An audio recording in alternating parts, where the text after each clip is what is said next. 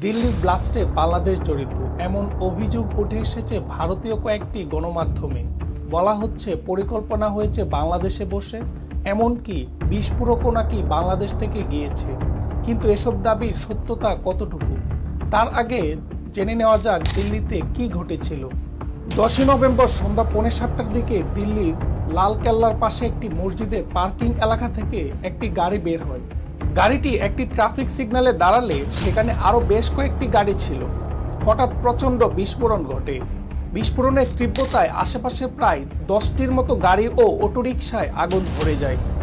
তখন দুইজন ব্লগার আশেপাশে শুটিং করছিল, তাই ঘটনাটির ভিডিও ফুটেজ পাওয়া গিয়েছিল। বিস্ফোরণ কতটা ভয়াবহ ছিল তা ভিডিওতে স্পষ্ট। প্রত্যক্ষদর্শীরা জানান বিস্ফোরণের আশেপাশে সবকিছু কেঁপে ওঠে। এই ভয়াবহ বিস্ফোরণে মারা যায় প্রায় 13 জন। প্রথমে নিশ্চিত হওয়া যায়নি এটি সিলিন্ডার বিস্ফোরণ নাকি জঙ্গি হামলা। তবুও ভারতের বড় শহরগুলোতে হাই অ্যালার্ট জারি করা হয়। হামলাটি জঙ্গি হামলা হতে পারে এমন ধারণা দৃঢ় হয় আরেকটি ঘটনার পর। সেদিনই কাশ্মীর পুলিশ এক ডাক্তারকে গ্রেপ্তার করে। অভিযোগ, তারা পাকিস্তানের আল কায়দার একটি শাখা AGH এর সঙ্গে যোগাযোগ রাখে। জিজ্ঞাসাবাদের ভিত্তিতে আদিল নামে আরেকজনকে গ্রেপ্তার করা হয়, যার কর্মস্থলের একটি লকার থেকে AK-47 উদ্ধার করে পুলিশ। পরবর্তী জিজ্ঞাসাবাদে গ্রেপ্তার করা হয় আরেকজনকে, ডাক্তার মুজাম্মেল আহমেদ। তার দেওয়া তথ্যের ভিত্তিতে ফরিদাবাদের একটি বাড়ি থেকে পাওয়া যায় 360 কেজি বিস্ফোরক সহ বিস্ফোরণের সমস্ত সরঞ্জাম। ধারণা করা হচ্ছে দিল্লির বিস্ফোরণের সঙ্গে ফরিদাবাদের উদ্ধার হওয়া এসব সরঞ্জামের যোগসূত্র রয়েছে। এই সময় ভারতের কিছু গণমাধ্যম দাবি করে বিস্ফোরণে ব্যবহৃত বিস্ফোরক বাংলাদেশ থেকে এসেছে। তবে এসব দাবির কোনো পাকাপাকি প্রমাণ ভারত এখনো দেখাতে পারেনি। বাংলাদেশকে জড়িয়ে প্রচারিত এসব সংবাদকে সম্পূর্ণ ভিত্তিহীন বলে মন্তব্য করেছেন অন্তর্বর্তী সরকারের পররাষ্ট্র উপদেষ্টা মোহাম্মদ তৌহিদ হোসেন।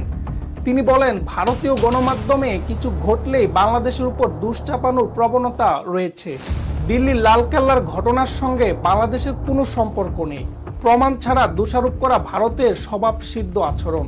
13 নভেম্বর লালকেল্লা বিস্ফোরণ নিয়ে ভারতের প্রধানমন্ত্রী নরেন্দ্র মোদীর সভাপতিত্বে মন্ত্রিসভায় উচ্চ পর্যায়ের নিরাপত্তা কমিটির বৈঠক অনুষ্ঠিত হয়। বৈঠকে উপস্থিত ছিলেন স্বরাষ্ট্রমন্ত্রী অমিত শাহ, প্রতিরক্ষা মন্ত্রী রাজনাথ সিং সহ কমিটির অন্যান্য বাকি সদস্যরা। সেখানে প্রথমবারের মতো ঘটনাটিকে সন্ত্রাসী হামলা হিসেবে ঘোষণা দেওয়া হয়। বিবৃতিতে বলা হয়, দেশবিরোধী শক্তি সংগঠিত এক জঘন্য সন্ত্রাসী হামলার প্রত্যক্ষ করেছে ভারত।